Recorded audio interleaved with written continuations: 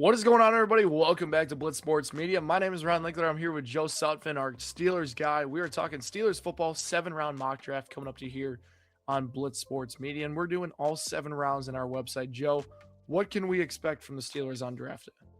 Well, we got 12 picks. I think in the actual draft, we'll see a lot of movement, but 5 picks in the first 3 rounds. So it's an exciting time, and the draft is in Pittsburgh. So let's get it rolling. They gotta get that thing hyped up if they're over there, home crowd. So we got our draft board pulled up right now, and we are going to start that auto draft. Head over to where Pittsburgh is going to be up, and I know wide receiver has been a big talk for this team. What are some guys you like looking at that Steelers selection? I think at 21, the big three are most likely going to be unavailable. Of course, Carnell Tate, Mekhi Lemon, and Jordan Tyson. So it kind of comes down to Omar Cooper Jr., Casey Concepcion, and maybe even Denzel Boston. So let's see who's available. You got so Denzel Boston's available, KC Concepcion's available. Might as well just pull up this receiver position for you, and then Chris Bell. Mm. I think if this was the case, is go to the guards because there's been a lot of talk about Vivega Yayoni, and he is gone as expected. So I think if this is the board we're looking at, it's most likely going to be KC Concepcion. So I something like it. Mike McCarthy said about just players that to make the roster, you have to be able to do two things. You have to play two positions. So Concepcion brings the kick return ability along with wide receiver, which he runs a lot of 11 personnel. So it's really 3 starting receivers. Right now, it's just DK Metcalf, Michael Pittman Jr. I think you insert KC right in there as our kick returner starting out and third wide receiver. And we have a first round pick. Wide receiver has been a need for the Steelers for years now. And Omar Khan finally gets it done, turning in the card for KC Concepcion. I like it. He's a much different receiver than DK Metcalf and Michael Pittman, and the versatility of having him paired with those guys is an intriguing part, I think, for Mike McCarthy and likely Aaron Rodgers at quarterback next season. So having that pairing there is interesting. And I mentioned the quarterback position. Ty Simpson sitting here in round 2 at pick 53 for the Steelers. Is there any people you like targeting here? Any positions? And I know that D'Angelo Pons is the top available player. What are your thoughts? Yeah. Ty Simpson, I like him as a player, but I don't think he's a McCarthy fit. So Omar Khan said at the combine that they'll be pursuing an AFC North quarterback. Now, there's a lot of chatter about what an AFC North quarterback is, but I envision not only a top end quarterback, but a big quarterback, big hands, long arms, all those sorts of things, strong body, and none of those are Ty Simpson. So I don't see him being the pick here. Um, Cornerback is not a need outside, but it is in the slot. So Jalen Ramsey started out as the nickel last year, moved to safety. It's still unclear what position he'll be playing this year, but D'Angelo Pons is certainly attractive there at uh, 53, I think, is our pick. A lot of Yep. the mock drafts I've done, he is not available because some of the teams right before us have similar needs. But if D'Angelo Pons is there in the second round, I think the Steelers sprint the card to the podium. Absolutely. I mean, if they're able to get him in their laps at 53, you can't pass up on D'Angelo Pons. I think he's one of the grittiest, most well rounded players in this draft class. He's going to walk in as a day one slot corner right away, be physical in the running game. He's not the biggest guy overall, and that scares a few people, but I like his tape. He's got really good production overall in college. I think he's a really well rounded football player that makes an impact from day one. Super high floor corner. And then at 76, top available guys are Romeo Height, Traden Stukes, you got Chandler Rivers there, LT Overton. Is there any positions you look at, Joe, that would make sense right now, too? In the middle rounds, I think we're going to be looking at offensive line, especially linebackers, safety. So take a look at the linebackers. Um, So take a look at the linebackers here. Deontay Lawson from Alabama is the top available at 87. Do you like his game? I do. He's a thumper, and I think that they're going to get back to thumper linebackers. So they got out of it a little bit Peyton Wilson's more of a coverage guy. Patrick Queen's kind of a tweener, but there's been chatter of him moving on. He's in a contract year.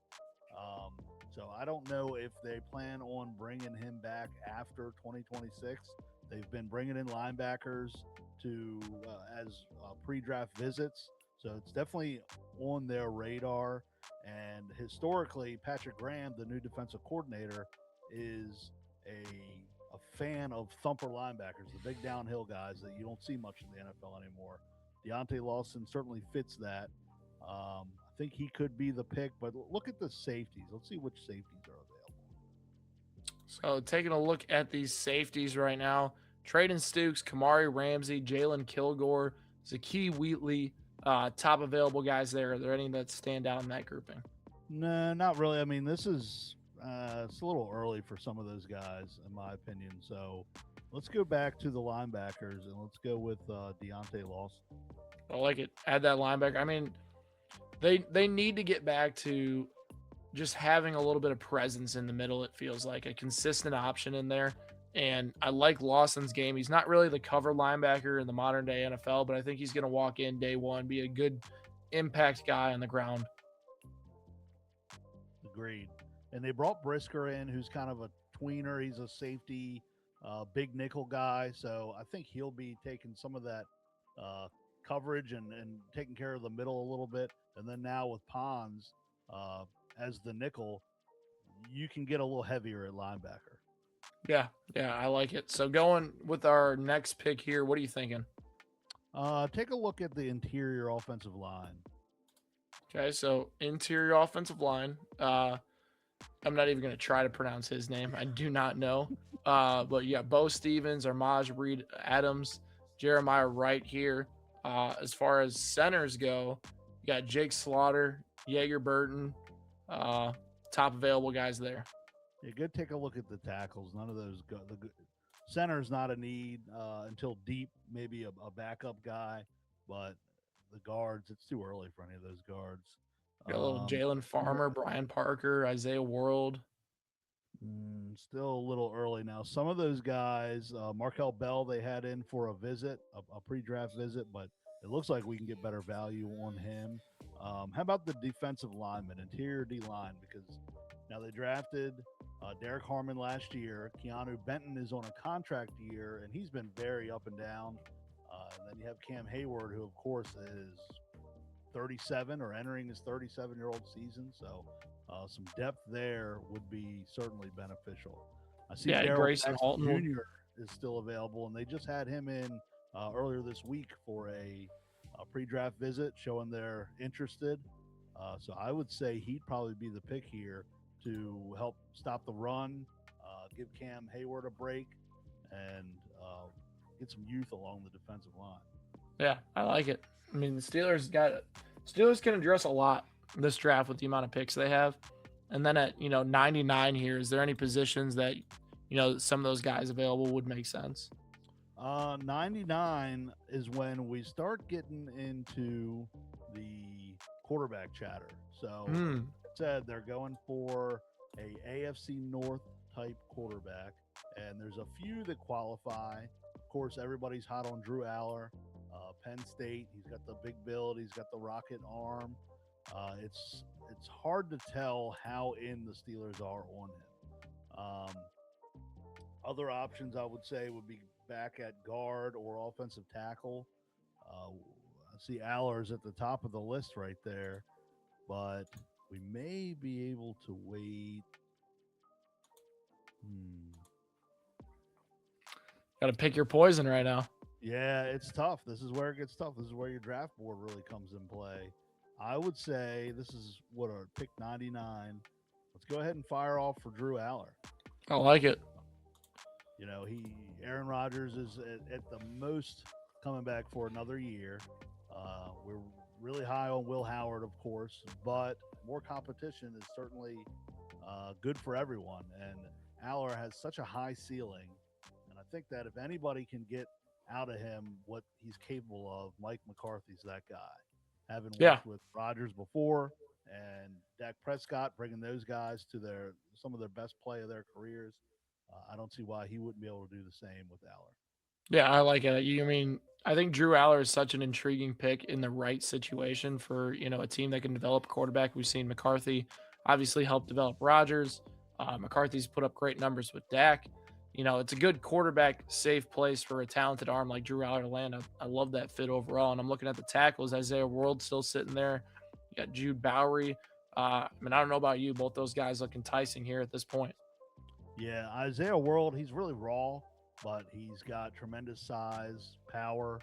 Um, and this is the sweet spot for the Steelers, I think, for the offensive line. So there's questions at left tackle with Broderick Jones. There's questions at guard. Spencer Anderson was the sixth offensive lineman last year. He's kind of penciled in as the left guard right now. But if you look back at McCarthy, and he brought James Campen with him, who was his offensive line coach in Green Bay. And all their success along their offensive line was made in the middle rounds. Josh Sitton, Corey Linsley, all those guys from those old Packers teams were mid-round picks that they drafted and developed. So I think the Steelers are looking to do the same. And to me, Isaiah World fits that mold perfectly at left tackle. I mean, in the middle rounds, anyways, you're drafting upside. There's no point of drafting personally, draft a guy that has a chance of becoming an all-pro. Don't draft a guy that, has a safe floor, doesn't have a ceiling. You draft a guy that, hey, might be a project, but at that point you trust your development and being able to get that guy to the spot that you want. I know some other positions you mentioned. Tyreek Sapp is definitely a guy that can bounce between, a three tech, potentially even a nose guard there. Michael Taffy being the top overall safety. You got Kevin Coleman Jr. could be another receiving option, Stribling in here. Are there any, top available guys? Even Damon Claiborne as well could be interesting. Damon Claiborne is interesting. We're three deep at running back right now. I really like Claiborne's upside because he's got that long speed, and that's something that we haven't really had at running back for some time.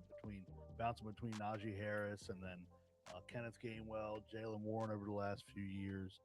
Damon Claiborne is certainly attractive. Why don't you take a look at the wide receivers for me? So sitting at the wide receiver position here, C.J. Daniels, top overall, Reggie Virgil, Kevin Coleman, Stribling, Caldwell, McAllister. Pick your poison here, Joe. Yeah, I think they're going to double down on receivers in this draft. We kind of went with the speedier, smaller guy, Concepcion, in the first. So I think I like C.J. Daniels here. All right, let's lock him in there. 7 touchdowns, 50 catches last year at Miami. That'll play. Played with Cam Ward as well. Yeah, 6'2", 205, big-bodied guy which that's what McCarthy prefers. They have both Pittman and DK Metcalf, but those guys won't be around forever. So you get your fourth or fifth receiver, let him grow in the offense, and eventually take over at one of those outside spots. And look at that. Claiborne, Taffy still available. Sapp still there. Yeah, I like Taffy here. He's a big special teams guy. Played a lot of special teams at Texas. The Steelers lost some real core special teams guys. Miles Killebrew, Connor Hayward. Both those guys left in free agency. The old special teams coach Danny Smith left, so they're looking to get some core special teamers. Safety is a need. With really just Ramsey being on roster at free safety, and there's still questions where he's going to play. I like Michael Taffy here. I like it too. I mean, dude, it kind of feels like we're crushing this right now. A lot of values there. I wonder if Damon Claiborne's going to last till, I don't know when the Steelers are back up, but yeah, he's still there. Still there. Wow, still there. That's wild. We're getting holding our breaths right now. What do you say? What are we getting in the 6th round now? Yeah, there he goes. Ah, there he goes. Yeah. Yeah, there's a big gap between picks there that screwed us over. Yeah, they go from 5th to 7th, I think. Do you think backup tight end is a thing they'll target? Yes. So we only have 2 tight ends on roster: Darnell Washington, Pat Freiermuth. So I think that tight end 3 will certainly be drafted in this 2026 draft.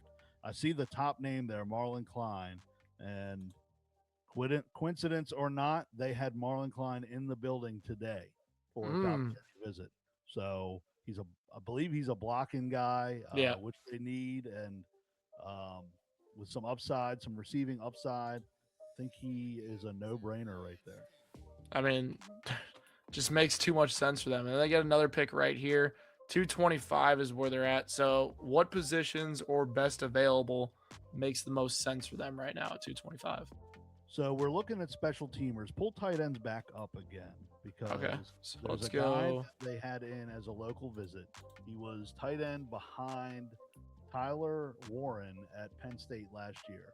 Never got a lot of work, but is Khalil Dinkins. He might be down the list a Yep, little bit. there he is. He's a physical freak. Didn't get a lot of targets, not a lot of, but when he did get them, he runs like a beast of a man. He would be a core special teamer with some upside, receiving upside on offense. I think he'd be the pick here. That's a guy that could go undrafted, but I think they may target late. Dude, not everybody picks for special teams when doing this, so I like that.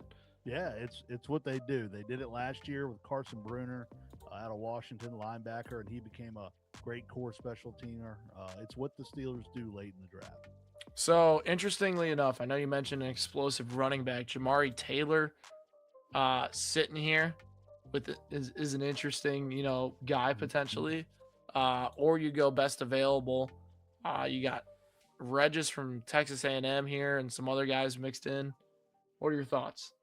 Running back, they still have Caleb Johnson, third round pick last year. We don't know what's going to happen with him. Nobody knows. He was at voluntary workouts this week, so he's still trying. I don't know. It's difficult to say. I would lean away from running back right here. And a position they always go for depth at is D line, but we could still use more safety depth anywhere on defense here. I think if we roll through those, we might find a winner here.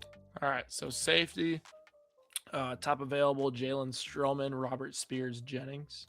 At the quarterback position, Devin Marshall, T.J. Hall, DJ Harvey. Um, at the defensive tackle position, Albert Regis, James Thompson. At the linebacker position, Xavier Sori, Justin Jefferson, the linebacker. And then we had DN, Skylar Gill Howard. I like him as a prospect. I think he's an intriguing guy that can play at the 3 and also play at nose. Ethan Burke as well. And then at edge, you got TJ Guy, Patrick Payton, George Gums, Logan Fano. All those guys mixed in there. Patrick Payton's a guy I like. Go back to the D line, the one you said, the Texas Tech lineman who you said plays. Skylar Gill Howard, a little Husky action in the past. Yeah, I mean, I like it. And also, our new linebacker coach was the linebacker coach at Texas Tech last year. So there'll be some familiarity there. And I think he would probably put in a good word for his former player in college. I like it. So we're right back up. Is there any other players that, we scrolled past that might still be available? The Jack Kelly from BYU linebacker. Is he in there? He's a He is gone. too. He's gone. Been gone. Yep. Okay. How about Skylar Bell, the wide receiver from UConn? Way gone. Way gone. Yeah, you're right. I'm thinking of. We gotta get deep into that bag right now. Yeah. Let's just glance through here.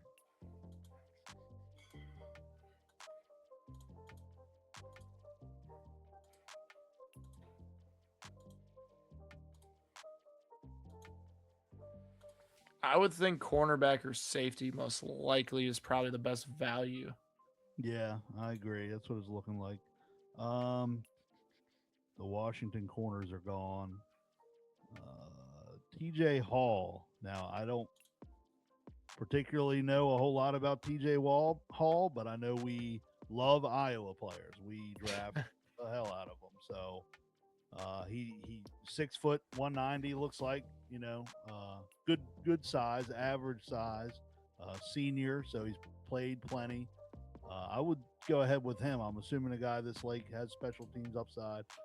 You would have to play special teams to be drafted this late.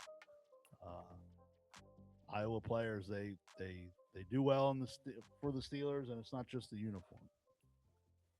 Nothing like another white corner from Iowa right there. I gotta refresh this screen real quick. Make sure we got the Steelers back on here. There we go. There we This is go. our draft class. 12 picks, all in here. Joe, if you saw this, what are you grading this draft? Well, I'm loving it. This draft is it's an A, and it's an A because they covered their needs. Concepcion in the first, the biggest need, wide receiver. Cornerback, not just corner, but nickel, which is what they're missing after the signing of Jamel Dean, and of course having Joey Porter Jr. Both outside corner spots are locked up. You get some D line and linebacker depth for the future in Lawson and Jackson. The huge upside in LR with the quarterback questions, and then developmental guys, CJ Daniels, World, Michael Taffy, Marlon Klein, all those guys have a chance to be on the field here in a couple of years, and then you amp up your special teams late with Gil Howard, Dinkins, and TJ Hall. It's a good haul. 12 picks is a lot of picks. They are not going to select 12 players on draft day. They'll end up trading out. Their goal is to get 2027 draft capital so they can go get their quarterback finally next year. But if they're making 12 picks and they end up being these 12 picks, there'll be a lot of happy Steelers fans. Yeah, I think they did a great job addressing some depth needs while adding some key positional needs as well. Why don't you guys drop a comment down below? What would you grade our draft class here for the Pittsburgh Steelers? Hit that subscribe button for more draft content throughout the next 2 weeks leading up to the draft. And I'll catch you guys next time on Blitz Sports Media.